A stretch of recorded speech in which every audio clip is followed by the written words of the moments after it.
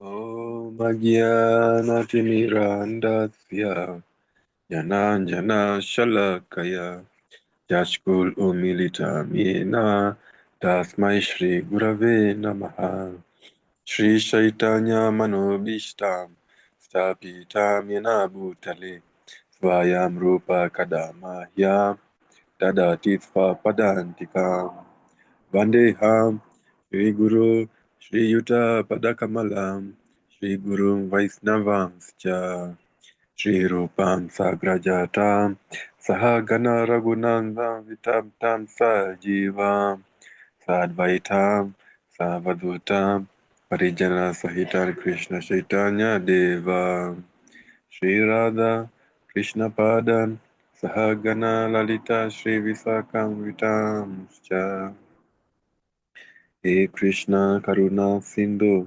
Dinabandhu Jagatpate Gopesha Gopika Kanta Radha Kanta Namostute Tapta Kanchana Gaurangi Radhe Vrindavaneshvari Vrishabhanusute Devri Pranamami Hari Priye Vancha Kalpatarubhyascha Kripa Sindhubhya Evacha Patitanam Pavanebhyo Vaishnavebhyo Namo Namaha Shri Krishna Chaitanya Prabhu Nityananda Shri Advaita Gadadara Shri Vrasadi Gaura Bhakta Vrinda Hare Krishna Krishna Krishna Hare Hare Hare Rama Rama Rama Hare Hare.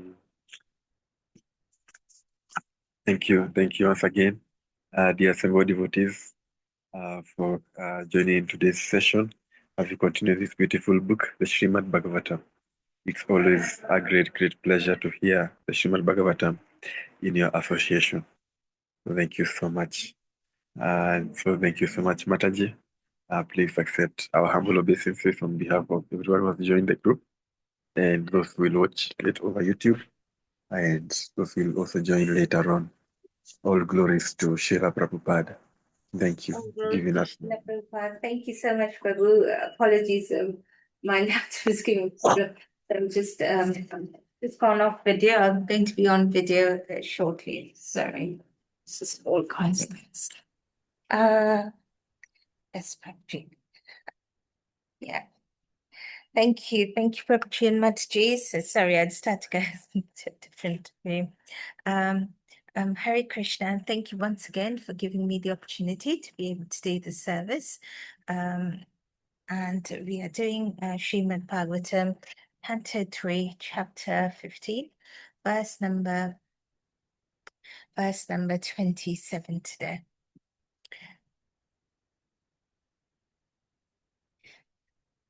So I read the verse.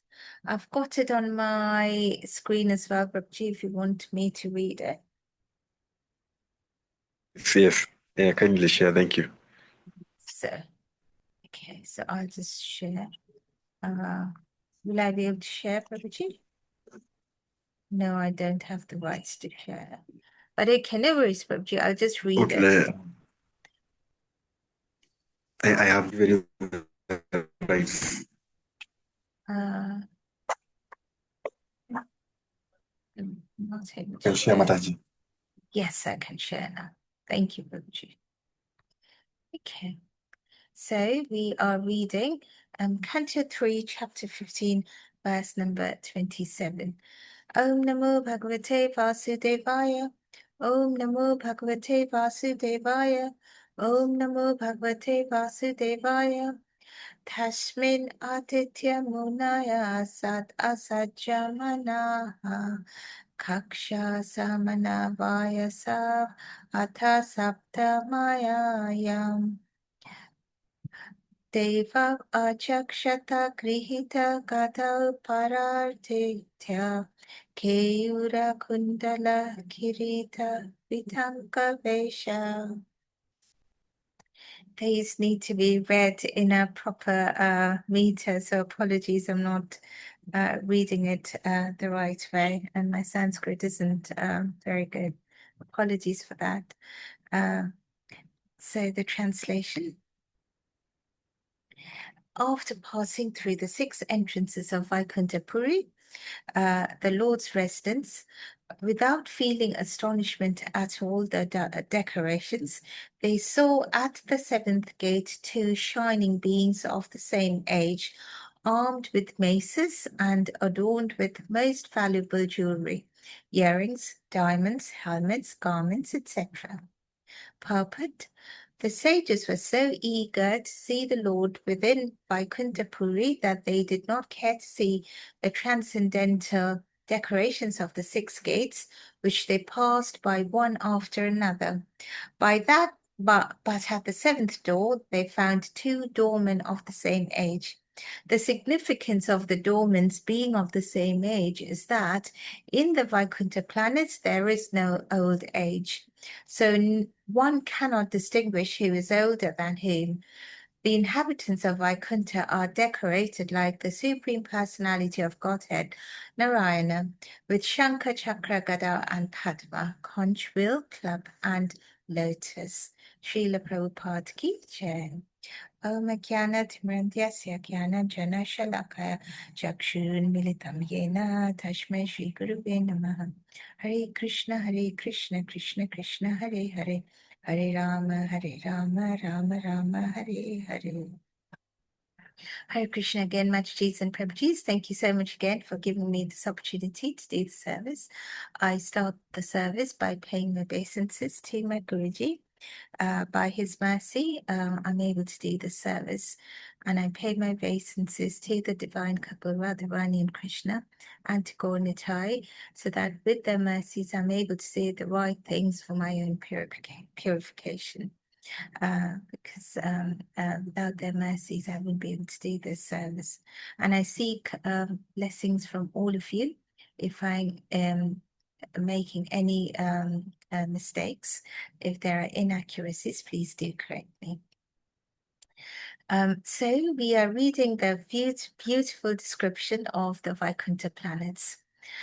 We see Lord Brahma describing to the demigods. The demigods had come to Lord Brahma, a bit agitated because of what was happening. You know, the entire planet, the entire universe was going dark because of Deity's pregnancy with the demons, and the demigods had come to Lord Brahma, asking for advice and seeking enlightenment.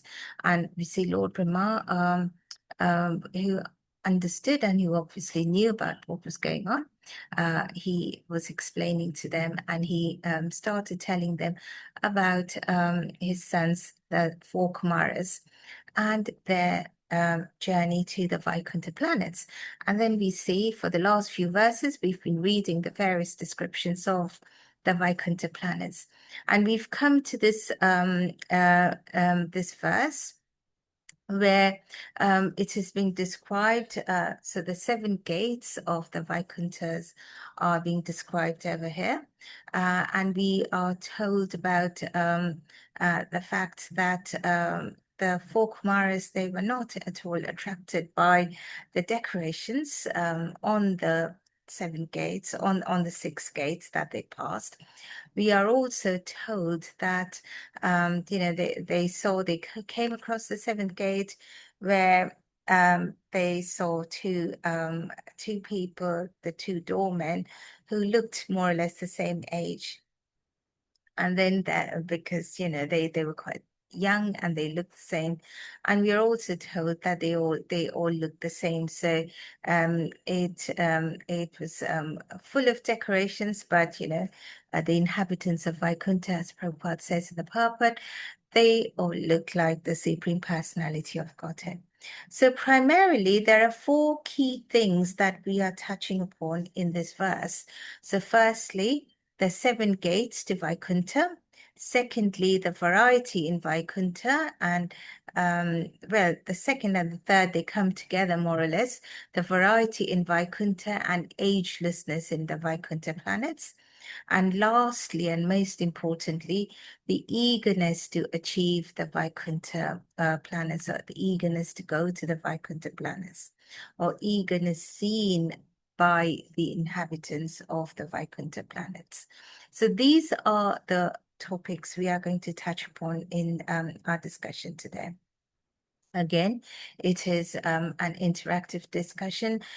Please do contribute at any time as you wish. So we are told by acharyas that yes, the Vaikuntha has 7 gates. Now, the first 6 gates in the purport, we are told by Prabhupada that they're beautifully decorated. Also, the verse touches upon that. That's beautifully decorated 6 gates, the first 6 gates. Now, acharyas say that these 6 gates, they actually represent the 6 anarthas: Kama, Krodha, Lobha, Moha, Mad, and Matsarya. So to be able to go to enter, or rather to be able to enter the Vaikuntha planets, one really has to overcome these first 6 anarthas, and they will be able to overcome each gate as soon as they're able to win over or overcome each of these 6 anarthas. So first they have to overcome their calm or lust, or their desires, material desires. So they have to control their worldly desires and worldly lust, and they have to let go of that lust. To be able to reach the second gate and overcome and cross the second gate, they have to overcome the second anartha, which is krodha, or anger. So controlling their anger and cultivating patience. So they have to overcome, they have to cultivate patience, they have to control their anger. Lust and anger, the 2 main key things that start all other things, all other negative emotions, and it just goes on. If there is lust and anger, the other negative emotions, they just attach, and it's like a domino effect. It takes us towards the worst. So these are the very 2 first gates that need to be overcome, or the first 2 anarthas that need to be overcome. Then comes lobha, or greed. So overcoming the greed and attachment to material possessions. Next, the 4th gate is moha, or illusion. So in the Bhagavad Gita, we understand, as Krishna says to Arjuna, that yes, it is very much necessary to overcome these 6 anartha, because it all starts with that lust to get something. And when someone has the sukriti to be able to achieve what they want to get, then they're very happy. And as long as they are getting what they want to get, they're very happy. As soon as their sukriti finishes, or because everything is sanctioned by the Supreme Lord, as soon as there is a stop or a barrier to what a person wants to get for one's own material sense gratification, not for the general good, but for one's own sense gratification.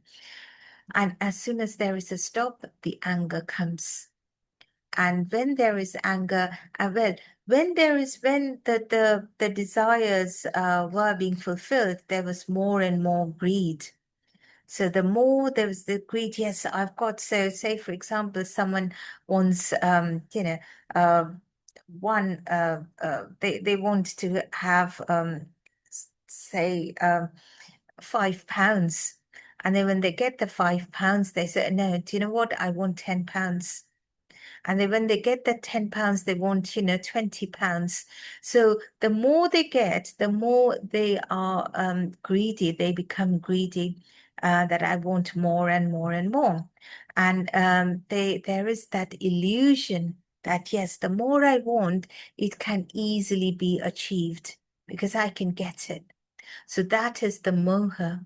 So we are being told that that really is the 4th gate. So when there is greed, so there is that karma, there is that anger, krodha, then there is that greed, but there is that moha or illusion or delusion, and one has to let go of this illusion and false belief to be able to cross that fourth gate. What happens otherwise? Why is there this greed and illusion and moha? And what is this illusion? So this illusion is of the false pride, that ego, that whatever I want, I can get it because I am the best and I deserve it, so I can get it. Forgetting the fact that what we get is entirely the mercy of the Supreme Lord. Yes, a lot depends on our sukriti, our karma, our karmic balance. But even with the karmic balance, the final sanction is that of the Supreme Lord. So whatever we get in this material world is by the mercy and sanction of the Supreme Lord. And that is forgotten. So that pride, that false pride, that ego, that I know everything, I have everything, I am the controller, I should get what I want, that is a massive barrier to spiritual advancement. And so to be able to cross that fifth gate, one has to let go of that pride. And so what is the sixth gate? What is the absolute worst? What does kama, krodha, lobha, moha, and mad? Mad is that pride. What does it all lead to? And we are told in the Bhagavad Gita that this leads to the absolute worst possible emotion that can be. And that is matsarya, which is jealousy. And that is the sixth gate. So one has to eliminate envy and jealousy and comparison with others to be able to cross that sixth gate. Because the envy happens when one sees that, oh, I wanted something, I haven't got it, and somebody else has it. So it becomes an envy. It arises from that anger, that lust, and it turns into hatred. And it leads to envy that, if I don't have it, the other person shouldn't have it as well because I deserve it. So the false ego comes into being. So we are told that the first six gates are these first six anarthas, and they have to be overcome. And everything happens because, simply because we have this false ego. And what happens when we are constantly under the false ego, unless and until we are humiliated, we come across the various challenges in life, and we understand that, you know what, I am not really in control. There is somebody up there. There is somebody who's the supreme, who is in charge. I am not in control. So these constant challenges that come in our life, that slowly and slowly gets rid of that false ego, allowing us to become more and more humble and surrender to the Lord.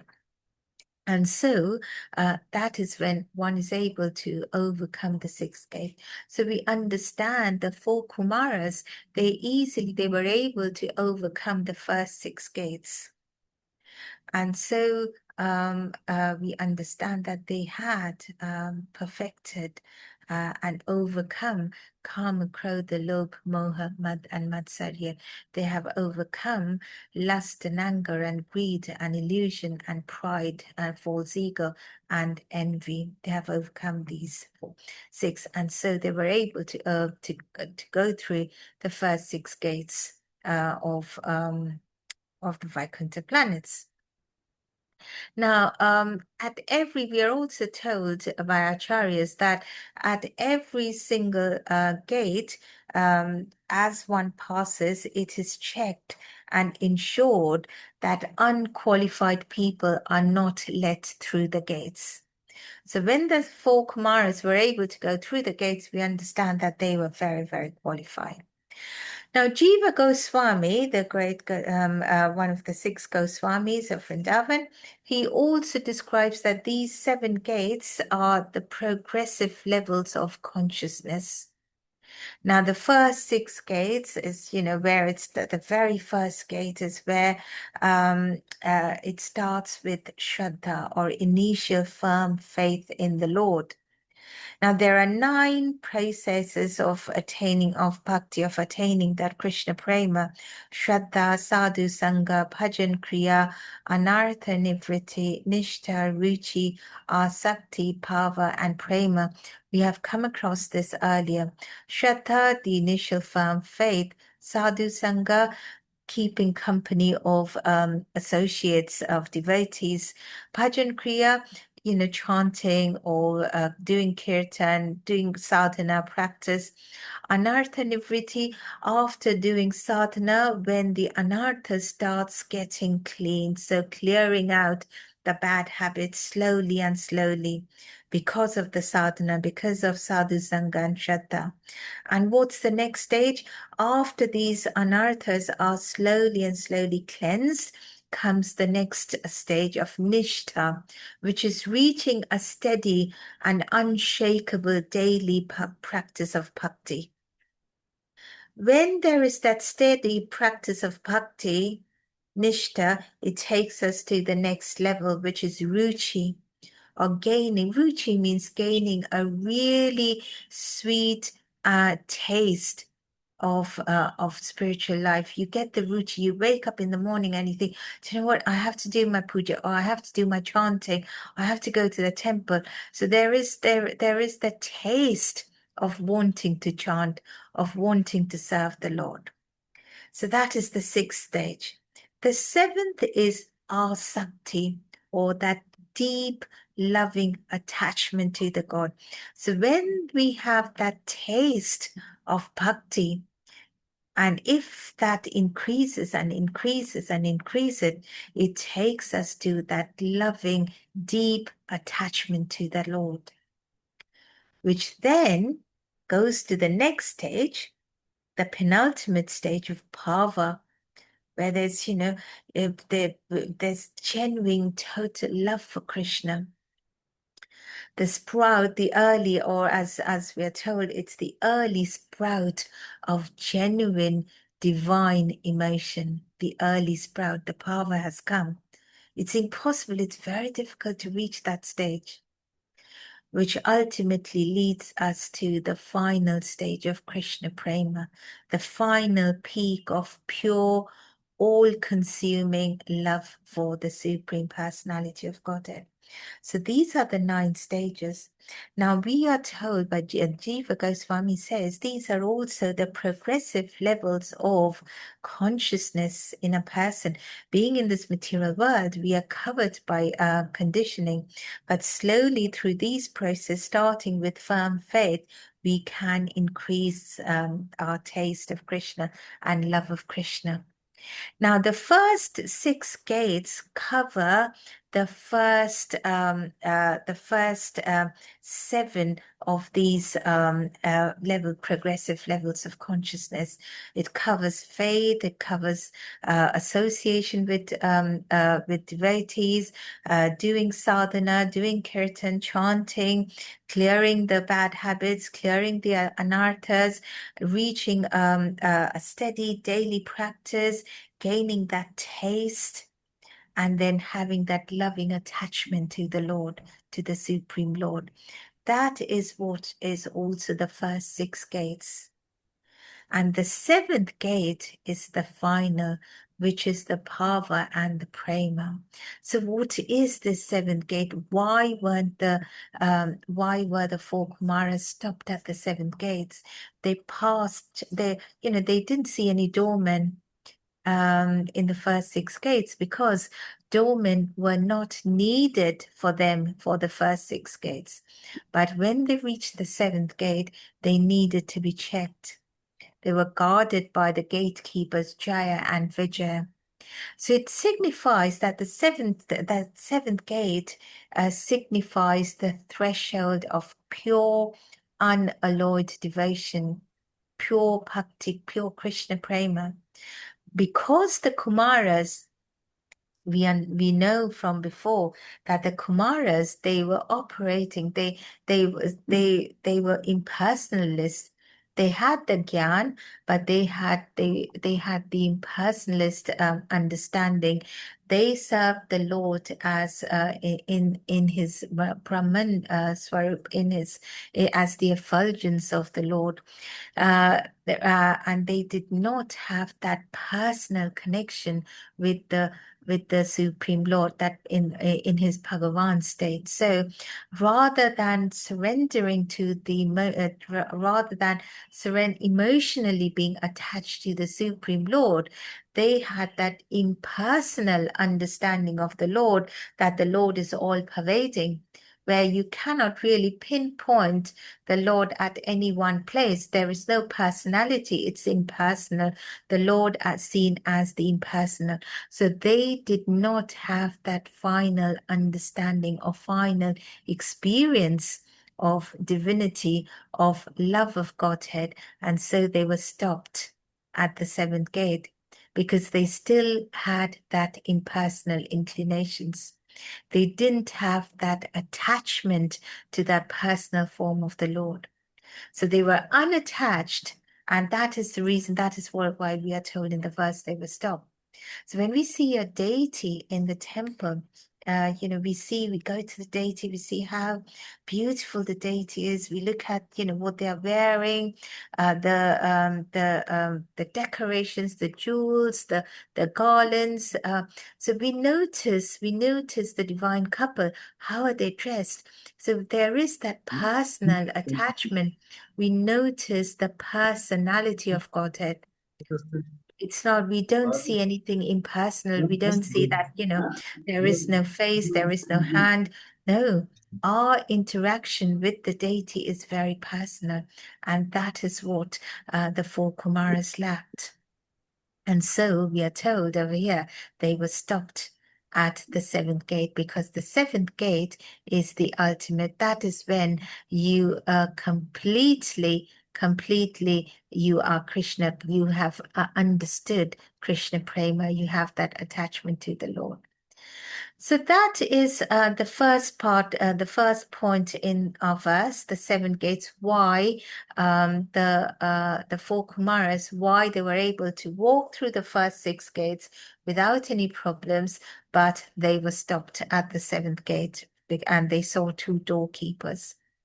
The next, the couple of things that we are told is, in the verse and also in the purport by Prabhupada, that the people in Vaikunta, they all had the same, they all looked like Narayan. They all had four hands, and they all looked like they were as beautiful as Narayan.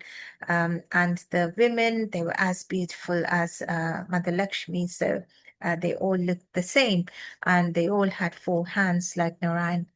And also we are told that when they saw the doorkeepers, the four Kumaras, they could see that they were both, or they looked the same. They were of the same age.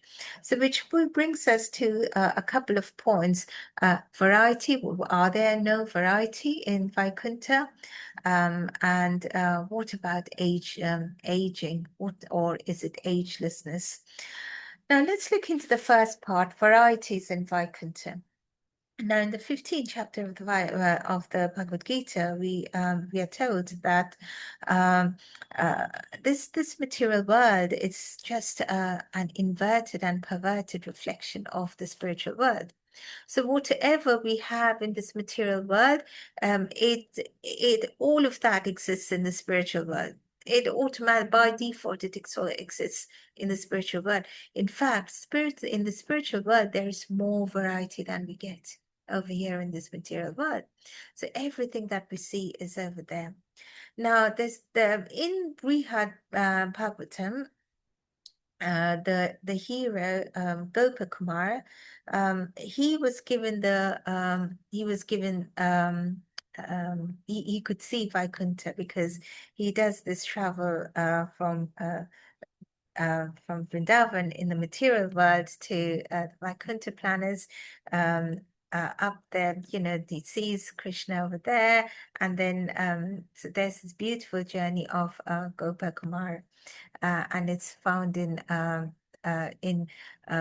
Sanatan Goswami's Brihad Bhagavatam. I can't pronounce it. Brihad Bhagavatamrita. Now, over there, Gopakumara, when he actually, the hero of the book, Gopakumara, when he actually goes to the Vaikuntha planets, or when he sees the Vaikuntha planets, he sees that the people over there, he says that, some of them had human forms, some of them had forms of animals, some of them had forms of demigods, some of them had forms even of demons.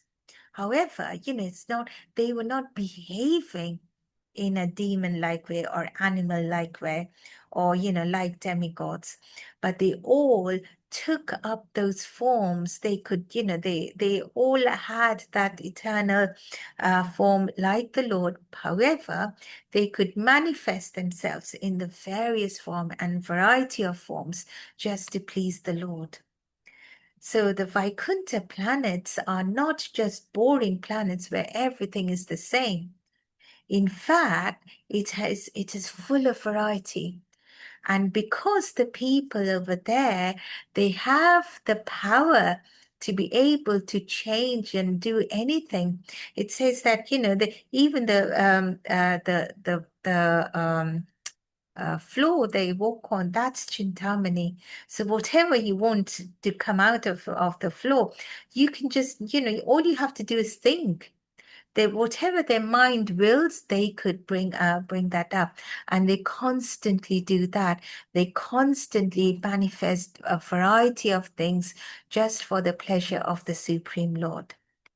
And so there is a lot of variety in Vaikuntha. Yes, they all have Shankha, Chakra, Gada, Padma. They all have the conch. They have four hands in it, so in their eternal form. They have, they all. The Lord gives them His own form. The Lord is so merciful. The Lord gives them all opulences and even His form. However, because they love the Lord so much, they want to please the Lord by taking up and bringing loads of varieties in their forms, in different ways to be able to please the Lord. So there are lots of varieties in Vaikuntha. However, when it comes to aging, we are told that the two doorkeepers, they actually looked out like the same, to be of the same age. Now in the material world, we understand that there is the influence of kala or time, as we have read in previous chapters. But in the Vaikuntha planets, there is no influence of time, because there is the existence of time, but that time is eternal.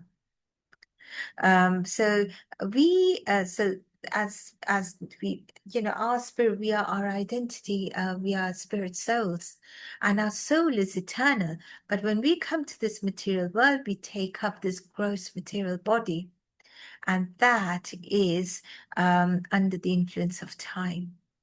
So the significance of the doorkeepers being of the same age is that there is no old age. There is no old age, or there's no birth, no death, no old age, no disease in the spiritual world.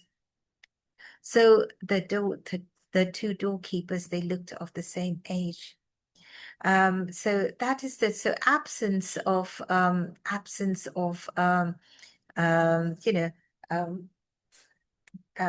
or rather, the fact that they looked of the same age does not mean total absence of time, but it means that time is eternal over there. So that is what that's where we are told that in the verse and in the purport that there is a variety. They all look like Narayan, but there still is a variety. They all they all look like the same age, but that is only because there is no old age in the Vaikuntha planet. And that leads us to the fourth point that the verse and the purport describes, the eagerness to see the Supreme Lord. And this probably is the most important point in our verse today, the eagerness to achieve Vaikuntha. Now, the four Kumaras, as we understand, they crossed the six entrances. Now, their consciousness, when they crossed those six gates, is described in our verse, and the word used is, let me see if I can pronounce it properly. It is asajamanaha, without being much attracted. It's in the first line of our verse. So when they crossed the six gates, they had no interest. They were not at all attracted by those six gates. Now, why should be they attracted by the six gates? Because we are told in the verse that those six gates were transcendental. They were full of astonishing decorations. They were beautiful. They were full of opulences. Very, very, it was grand. Those, I mean, you can understand, even in the material world, we see, decorations of which are beautiful and grand, and we are astonished so many times. And in with new and new and new, more and more new technology coming in, we see that so many more and more beautiful things and grand things are being able to be constructed in this material world. Now, this is only material. The spiritual world is a zillion and unlimited number of times more beautiful, more grand, more more elaborate and than the material world. There's way more opulence in the spiritual world, and yet the four Kumaras, they crossed those six gates without even glancing properly, without much being attracted. Asajamanaha, we are told. Now, why is that so? So all the entrances were beautifully decorated. So, but when they reached the seventh gate, that is when they stopped. They didn't stop at all in the first six gates. Why? And we are told by Prabhupada in the purport and also by Acharyas that that is because they were so eager to see the Lord within Vaikuntha Puri. They were so eager to see the Lord that they did not care to see the transcendental decorations of the six gates which they passed one after the other. They just wanted to meet the Lord, but they found that they were stopped at the second gate. So acharyas say that, it is again the real consciousness of these great devotees, the four Kumaras, that is also being described here. They were great, great devotees. They were so eager to see the Lord, so enthusiastic that nothing attracted them. In this material world, we are not even able to neglect even the material opulences. However, in their eagerness to meet the Lord, the sages completely ignored the transcendental opulences. So apart from seeing the Lord, they had no other eagerness. They had no other business to be there in the spiritual world. And that is exactly how people are in the spiritual world. They are surrounded by, transcendental opulence, and yet their only focus is on the Supreme Lord. Everything in their lives centers around making the Supreme Lord happy, and that gives them happiness because we're all parts and parcels of the Supreme Lord. So when the Supreme Lord is happy, we are automatically happy. And so the more happiness they gave the Supreme Lord, the happier they themselves became. And that is the consciousness of the people in the spiritual world. And that is also, we are told, what the consciousness is of these four Kumaras. They only wanted to see the Lord. Now, Mahaprabhu explains this eagerness, Chaitanya Mahaprabhu, he explains this eagerness very beautifully through a pastime. So you see in Jagannath Puri, when Mahaprabhu was there, he used to have darshan of Jagannath every single day. And he used to do the darshan from afar, from a bit, he was so humble. He said, I'm a fallen devotee. And this is Mahaprabhu Krishna himself. And he would say, I'm a fallen devotee. I'm not even, I don't deserve to be right in front of the deity. Very much like, Bhaktisiddhanta Saraswati Thakur, our Srila Prabhupada's guru, he used to do the same. He used to go to the temple and stand right at the back, and just say that he's not qualified to go in front of the deities. He'd rather stand right at the back and pray to the deities. So the more pure a devotee is, the more humble he becomes. Humility is one of the greatest qualities of a pure devotee. So Mahaprabhu used to stand afar near the Garuda Stamba, and he used to see the Lord, the Jagannath. Now, one day, usually the Puri temple, Jagannath Puri temple, is very, very crowded. And one day there was a huge crowd, and there was this elderly lady who could not, he was just trying and, almost, trying very, very hard to see the deities, and she couldn't. And so, in order to be able to see the devotee, to see the deity, what the elderly lady did was she climbed on the Garuda pillar. Now, Garuda, we know, the majestic bird, and Lord Narayan sits and flies. That's Garuda is like Lord Narayan's aeroplane. So Lord Narayan travels on Garuda. So and we also see, we also understand he's a great, great devotee. So Garuda pillar. So this lady got onto the pillar first. And because Mahaprabhu was standing next to the pillar, she placed one of her foot on Mahaprabhu's shoulder to see the deity.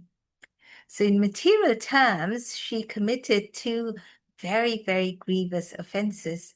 She stepped on the Lord, and even worse, she stepped on the Lord's favorite. She stepped on the Lord's devotee.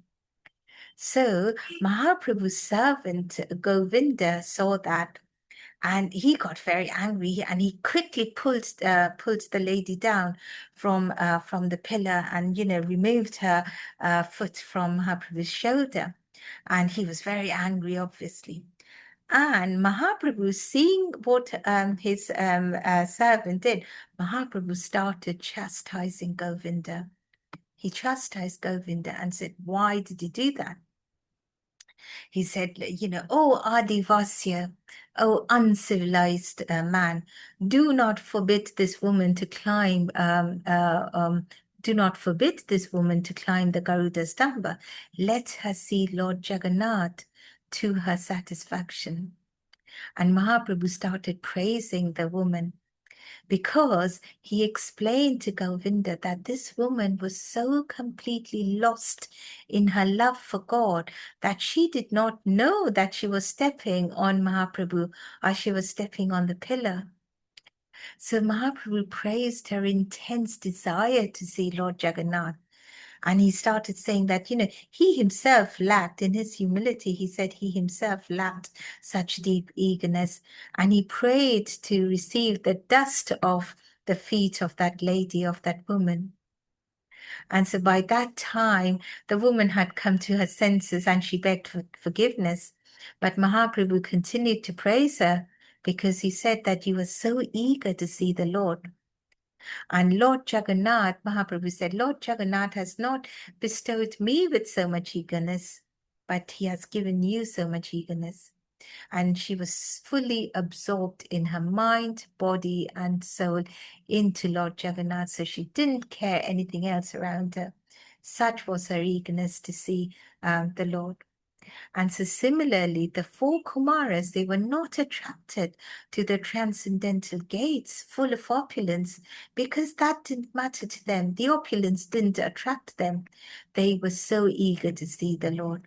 And Prabhupada explains that not by, tapasya, not by austerity, not by, austerities like fasting or, standing on one leg or doing meditation for, with, without eating or drinking. All of this, yes, it is devotion. However, the main devotion is the love for God. And that love is shown through that eagerness that one has in seeing the Lord. And Rupa Goswami, the other great Goswami of Vrindavan, explains that we may want everything in this material world. We say, we want this, we want that from the Lord, and we want to get something from the Lord. But the Lord cannot be purchased by, we give wealth to the Lord. We go to the Lord and we say, if I get this, I will buy a gold necklace for you, or I will give so much donation. And Rupa Goswami says that we cannot buy the Lord with that. The Lord cannot be purchased through wisdom or knowledge or austerity or wealth or, beauty or even renunciation or power or strength. The Lord cannot be purchased by these because the Lord has all of these. The only qualification that the Lord wants is lolium, or the great eagerness, the greed to see the Lord. And it's also explained in Chaitanya Charitamrita Madhya Leela 8.70. Tatra lolyam api mulyam ekalam. Pure devotional service in Krishna consciousness cannot be had even by pious activity in hundreds and thousands of lives. It can be attained only by paying one price, and that is intense greed, lolium, to obtain it. So, Rupa Goswami says, if it is available somewhere, one must purchase it without delay. Purchase that greed. Immediately purchase that greed to see the Lord, that eagerness, that greed to love the Lord of pure bhakti. So this spiritual greed is not ordinary material greed or lobha, which is one of the anarthas we talked about earlier. Lobha for money or sense pleasure, but it is the overwhelming, restless yearning for the divine. And the only thing that it seeks is God realization. So there's that eagerness to seek God realization, and it is spontaneous. It is not cultivated. It is very much spontaneous. So it mirrors all the natural, all-consuming desire, just like the residents of Vrindavan, the Gopas and the Gopis they had for Krishna. It cannot be artificially manufactured. It just arises through that deep grace and sincerity of the Lord. And so we see even in Rupa Goswami, he was so eager to meet Mahaprabhu that he gave up his high-ranking government job.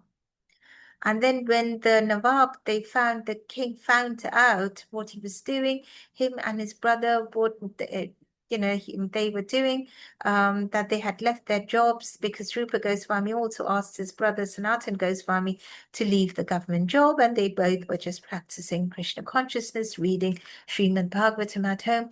So they were put into jail. So one of them, Rupa Goswami, was able to, somehow escape.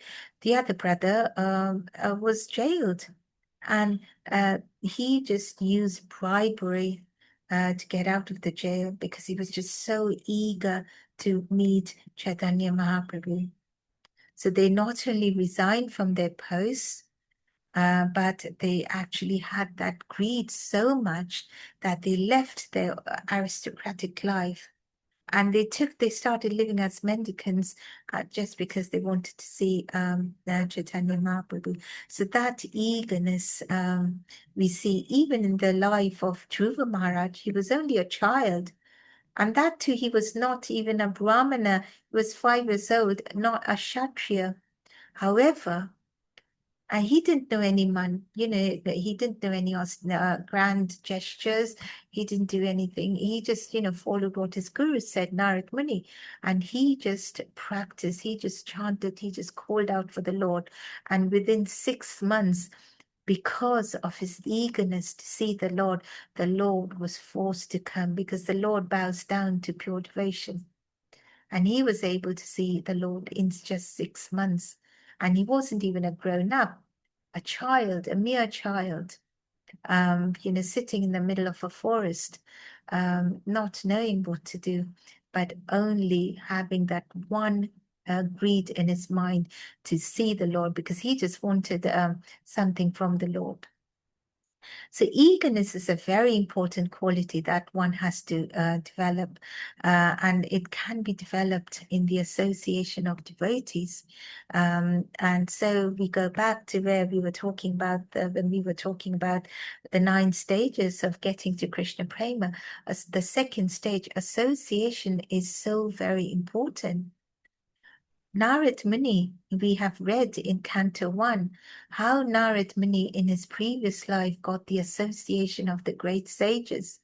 And because of that, because of the mercy of the great sages, he developed that eagerness to want to see the Lord. So much was his eagerness that he left his home and then he started traveling all around, and the Lord had to speak to him from his heart. The Lord had to give him darshan. Such was his eagerness. And who can forget the eagerness of the Vrajavasis, the residents of Vrajabhumi, to see or to meet Lord Krishna? That is, or they, even when Krishna was in front of them, they would want to just be with him. They would just, they could not think about separation from Krishna, even for one single second. So, that was their pure unconditional love for Krishna, driven by deep attachment to Krishna. So we see, for them, a single second without Krishna felt like an age. So when the flutes sounded in the forest, the gopis and the cowherd boys, they would just rush forward, instantly abandoning all the things that they were doing. The gopis, they even chastised Lord Brahma, didn't they? And they called him a foolish creator. They said, they chastised Lord Brahma, saying that, you've given us eyelids, and blinking the eyelids, it blocks our view of Krishna. So as described later in Srimad Bhagavatam, they felt that even a fraction of a second without seeing Krishna was unbearable. So this agony of absence, when Krishna left Vrindavan, they were devastated. They flooded the paths with their tears. And so such was their eagerness to constantly being with Krishna. And that is the reason they are, because their eagerness is it's as eager as one can get in Krishna consciousness. And so they are the greatest devotees. And so I'll quickly, we are only left with 2 more minutes. So can you give me 5 more minutes, Prabhuji and Mataji's?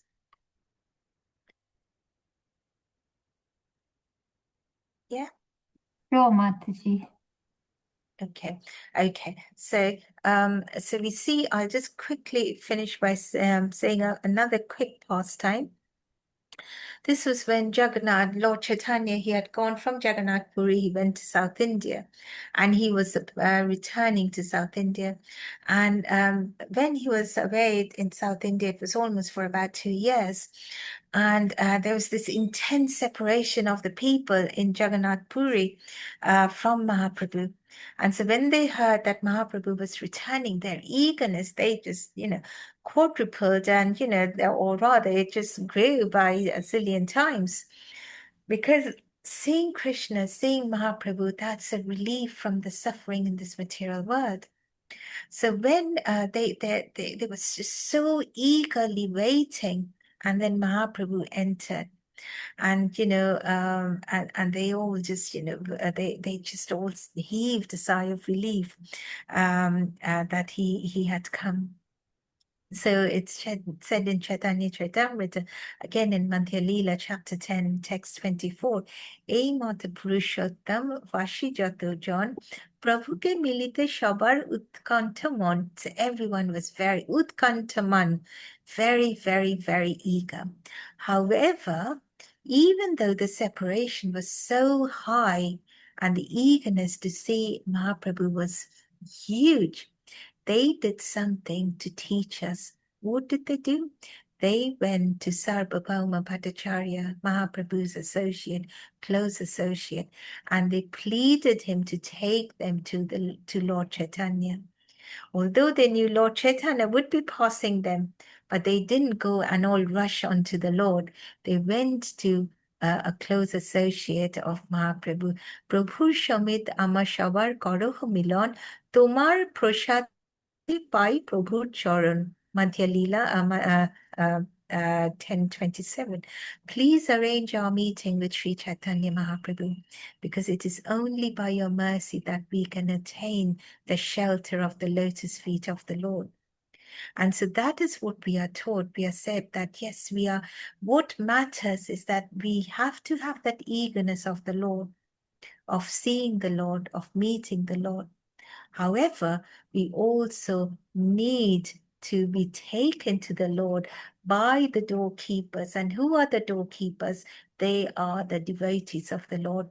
Because we are so conditioned in this material world, we do not have the ability to be able to approach the Lord directly. We need the doorkeepers to take us to the Lord. So that 4 Kumaras, they were huge, great devotees. They had all the eagerness. However, they still had to go through the doorkeepers, who were the doorkeepers of Vaikuntha, Jaya and Vijaya, because they are the great devotees of the Lord. And so we are told the Sanatan, the 4 Kumaras, that's the other significance that as to why they met the doorkeepers at the 7th door, the final door, just before, which the 7th door, which signifies total Krishna Prem, total devotion, pure devotion. So in conclusion, we understand that when one is sufficiently eager to achieve success in devotional service, the eagerness is called samyutkanta. I can't pronounce Sanskrit, sorry. Samutkanta. And that's given in Nectar of Devotion, chapter 18. And this eagerness is the prize for achieving success in Krishna consciousness. So in our verse today, we are told about the 7 gates of Vaikuntha. There is variety in Vaikuntha. There is, no the concept of time, no old age. But most importantly, what we are being told in this verse is one must have this eagerness to meet the Supreme Lord. And then one must also seek the mercy of the devotees. So combined together with the mercy of the devotees, with complete eagerness, lolium, that greed, that total greed to get Krishna, one can achieve Krishna. And in conclusion, we might ask us the questions. I was, listening to a class by Janet Haber, and he was saying, we might want to ask us questions. How many gates have we passed? Have we passed even the first gate of karma, of lust? So do we question that to ourselves? How many gates we pass? Where are we in our devotional journey? Secondly, are we ready for the varieties that life brings us? Or do we just want to live, do we just want everything and everyone to be just like us? Or the fact that everyone should act just like the way we want. Is that what we want? Do we still quarrel and disrespect because others are different? And finally, how eager and how enthusiastic are we to see the Lord? So when we are told about the 7 gates, yes, there is all the spiritual conclusions to all of that, but ultimately we need to question ourselves around which gate have we passed, or have we at all passed or crossed even the first gate, the first anartha. So these are our takeaways from the verse today. So if I've made any mistakes, please do correct me. Hare Krishna. Hare Krishna Mataji, thank you so much for today's class. Murli Gopal Prabhu, can I please ask a question?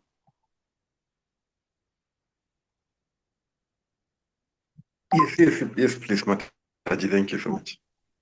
Thank you so much, Mataji. Mataji, I'm a little confused. Mataji, I'm a little confused. Because these 4 Kumaras, they were impersonalists. Then why did they want to see the Lord? Because they never knew that the Lord was a person. Then why see the Lord? Because they never knew that the Lord was a person.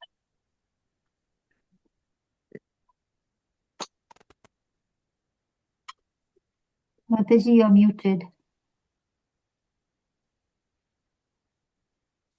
Mataji.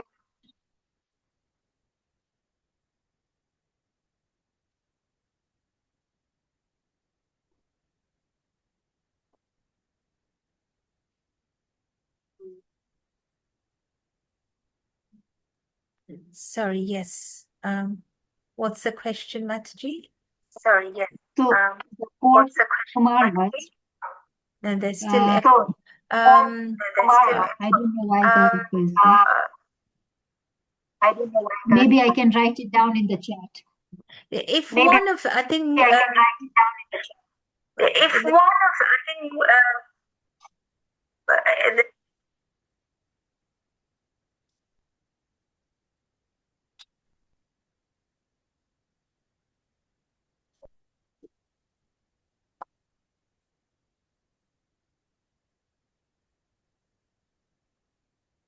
yes, the 4 Kumaras were impersonalists. yes, the 4 Kumaras were impersonalists.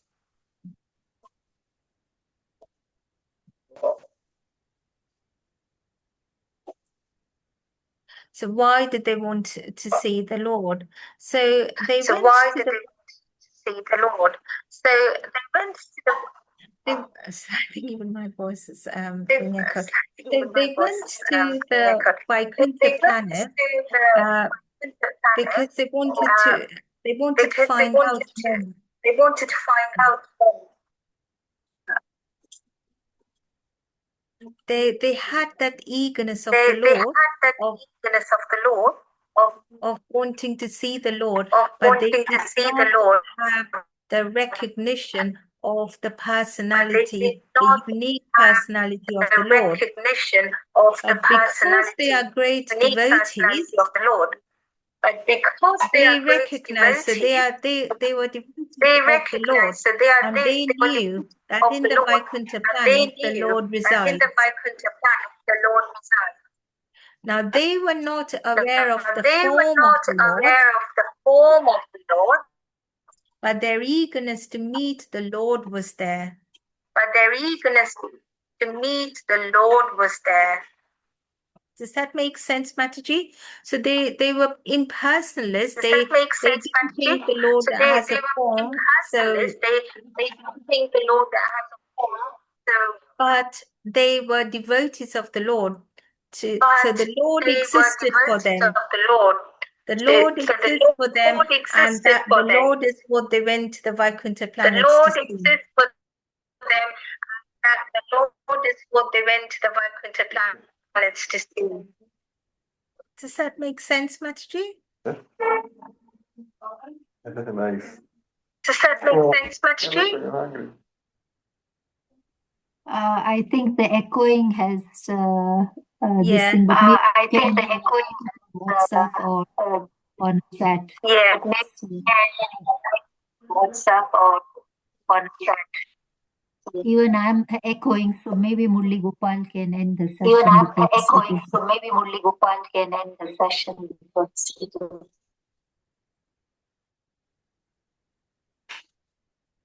We can say Hare Krishna mantra all together, shall we?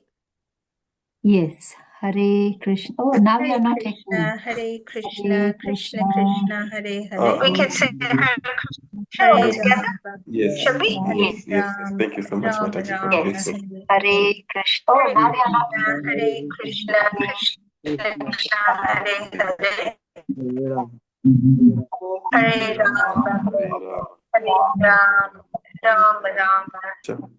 Kripa Sindhubhya eva cha molo. Vanchakalpadurubhyascha kripa Krupa sindhu Sindhu pati bhana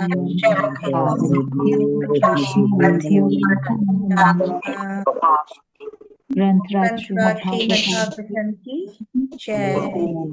His praise Srila Prabhupada ki Jai. All the seniors very deeply helped me prepare for this lesson. All of them. Jai. All glories to the assembled devotee. Jai. Grace Panchali Kar Mataji. All the seniors very Hare Krishna Mataji, I think there's so much echoing. Hare Krishna, and thank you so much again. Thank you, Mataji and Prabhuji. Hare Krishna. all glories to Him. Chair, Grace Panchali Kar Mataji. Jai. Hare Krishna. Thank you so much again.